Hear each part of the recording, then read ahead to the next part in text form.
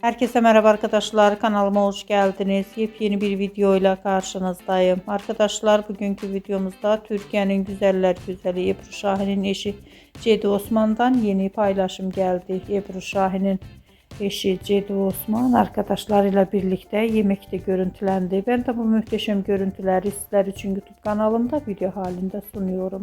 Umarım beğenirsiniz. Arkadaşlar, videomu beğendiyseniz kanalımı izlemeyi ve bildirim butonuna basmayı unutmayın. Hoşça kalın.